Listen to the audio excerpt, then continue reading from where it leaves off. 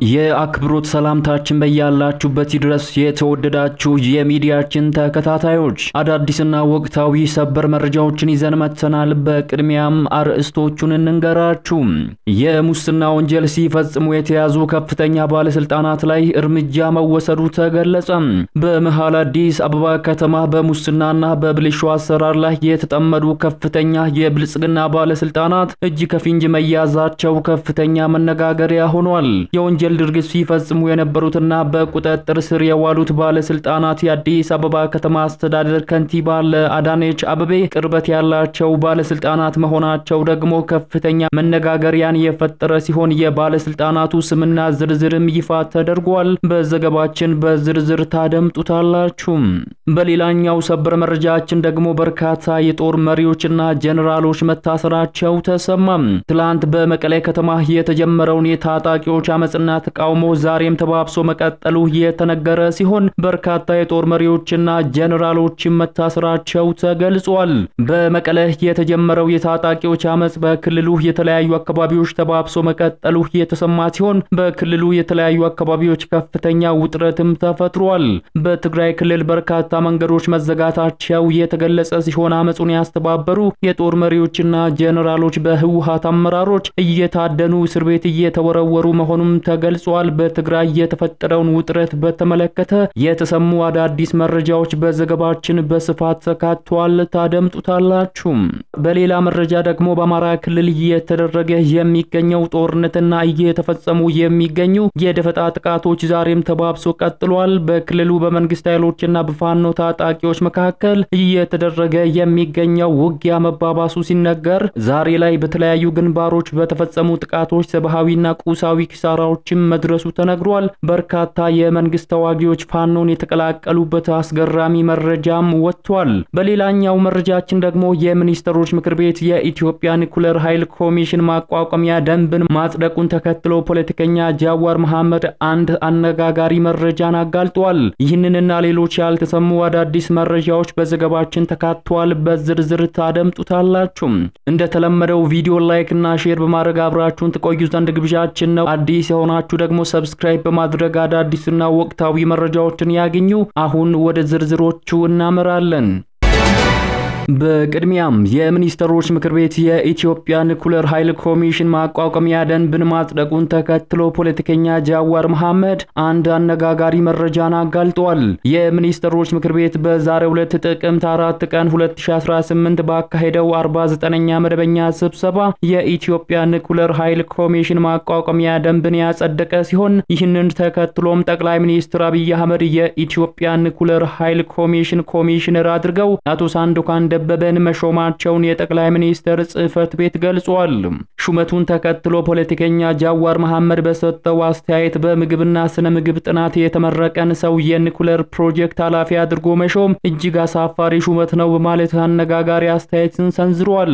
የኒኩሌር ማቋቋሚያ ኮሚሽኑን እንዲመሩ የተሾሙት ሳንዳኮር ከአራማያ ዩኒቨርሲቲ የስነ ምግብ ሳይንስ ምሩቅ መሆናቸውም ተነግሯል።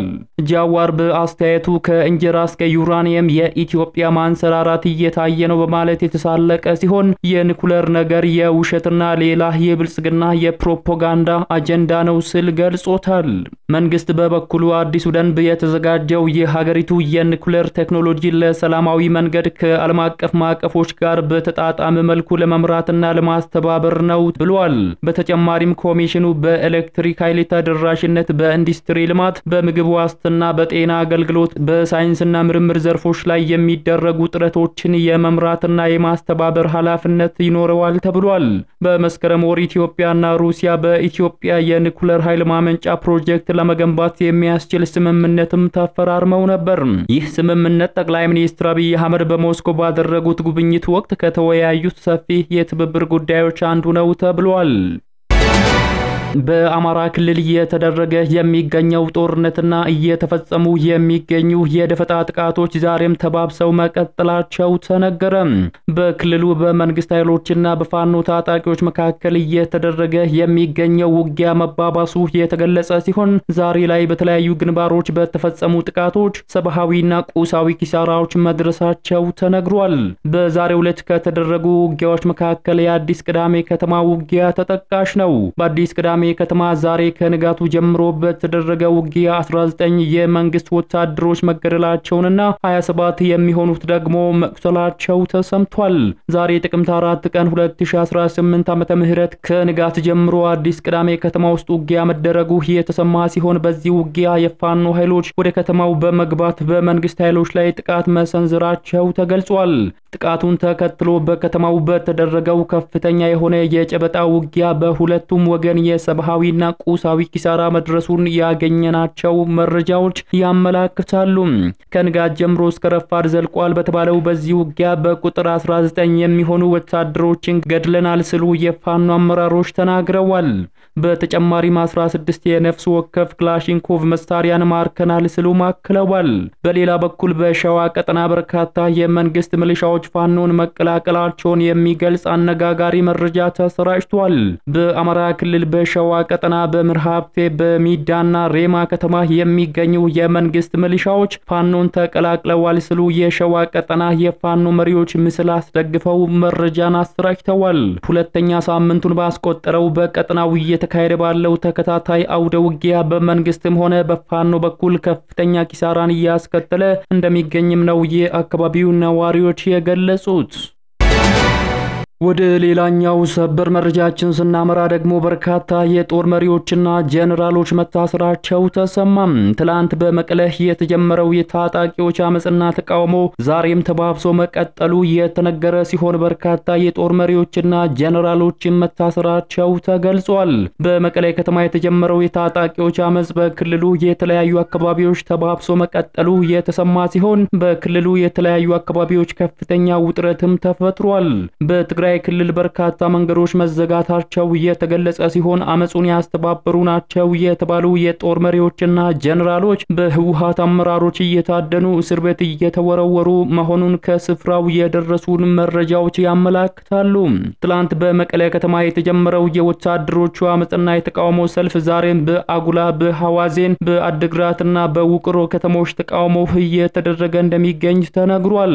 በዚህም የተነሳ ከአድግራት ውቅሮ መቀለ የሚወስደው መንገድ ዝግ በመሆኑ መኪኖች መንገድ ላይ ለመቆም ተገደዋል፣ ጉዞም ተስተጓጉሏል ሲሉ የመቀለ ምንጮቻችን ገልጸዋል። በትላንትናው ዕለት በመቀለ ከተማ መንገድ በመዝጋት ጭምር የተቃውሞ ሰልፍ ማካሄዳቸውን ተከትሎ ትናንት ማታ ጀምሮ ሰልፉን ያስተባበሩትና የመሩ የታጣቂው አመራሮችና የሰራዊት አባላት እየታሰሩ እንደሚገኙም ተረጋግጧል። ጥያቄያቸውን ሰምቶ መልስ የሚሰጥ ኃላፊ በማጣታቸው የተቆጡት ሰልፈኞች ከቀኑ 7 ሰዓት እስከ 11 ሰዓት ከመቀለ ወደ አሉላ አባነጋ አውሮፕላን ማረፊያ የሚወስደው ዋና የመኪና መንገድ በድንጋይና በአካል ዘግተው የዋሉ ሲሆን ማታ ላይ በተደረገ ውይይት የተዘጋው መንገድ እንደተከፈተም ታውቋል። ይህ ቢሆንም በመቀሌና ዙሪያዋ የሚገኙ የትግራይ ኃይል አባላት ተወካዮች የጊዜያዊ አስተዳደሩ ፕሬዝዳንት ሌተናል ጄኔራል ታደሰ ወረደ ከሚገኙባቸው የህወሓትና የሰራዊቱ አዛዦች ጋር ቢነጋገሩም ስለተደረሰው ስምምነት በይፋ ለህዝብ የተሰጠ መረጃ የለም። ሆኖም ከስብሰባው አዳራሽ ተቆርጦ የወጣው ቪዲዮ እንደሚያመላክተው ሰላማዊ ሰልፈኞቹ የደሞዝ የጥቅማ ጥቅምና ለቤተሰቦቻቸው መኖሪያ ቤት የሚውል የመስሪያ ቦታ ጥያቄን አንስተዋል። የትላንትናው ውይይት ውጤቱ ለህዝብ ሳይነገር ታዲያ ዛሬ ማክሰኞ ጥቅምት 4 ቀን ከትግራይ ምስራቃዊ ዞን ወደ መቀለ ከተማ የሚያስገቡ አብዛኞቹ የአስፋልት መንገዶች ከጠዋት ጀምሮ መረጃው እስከተጠናቀረበት ሰዓት ድረስ በሁሉም አካባቢዎች ተዘግተዋል። የሰላማዊ ሰልፈኞቹ ጥያቄዎቻቸው ከትላንትናው ሰልፍ ጋር ተመሳሳይ እንደሆነም ከስፍራው ያገኘናቸው መረጃዎች ያመላክታሉ። በመጨረሻም የሙስና ወንጀል ሲፈጽሙ የተያዙ ከፍተኛ ባለስልጣናት ላይ እርምጃ መወሰዱ ተገለጸ። በመሃል አዲስ አበባ ከተማ በሙስናና ብልሹ አሰራር ላይ የተጠመዱ ከፍተኛ የብልጽግና ባለስልጣናት እጅ ከፍንጅ መያዛቸው ከፍተኛ መነጋገሪያ ሆኗል። የወንጀል ድርጊት ሲፈጽሙ የነበሩ ባለስልጣናት የአዲስ አበባ ከተማ አስተዳደር ለከንቲባ አዳነች አቤቤ ቅርበት ያላቸው ባለስልጣናት ሲሆኑ የባለስልጣናቱ ስምና ዝርዝር ሞልቷል። አገልግሎት አገልግሎትን በገንዘብ ሲሸጡ የነበሩ የቦሌ ክፍለ ከተማ የወረዳ 12 ቡድን መሪና ባለሙያዎች ናቸው። ባለስልጣናትም ከስራቸው መሰናበታቸው ተነግሯል። የሲቪል ምዝገባና የነዋሪነት አገልግሎት ኤጀንሲ በቦሌ ክፍለ ከተማ ወረዳ 12 የነዋሪዎች ቡድን መሪ የሆኑትን ጨምሮ አገልግሎቶችን በገንዘብ ሲሸጡና ህብረተሰቡን ሲያንገላቱ የነበሩ ባለሙያዎች ከመንግስት ስራ እንዲሰናበቱም ውሳኔ ተላልፏል።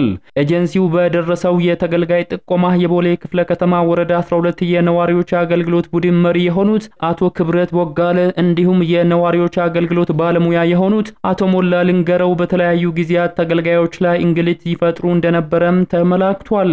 በተጨማሪም አገልግሎትን ያለ አግባብ በገንዘብ ሲሸጡ እንደነበር በማስረጃ በማረጋገጥ በአዋጅ ቁጥር 87/2017 ዓመተ ምህረት ላይ በተጠቀሰው አሰራር መሰረት ከስራ እንዲሰናበቱ ውሳኔ ተላልፏል ሲል ኤጀንሲው አስታውቋል።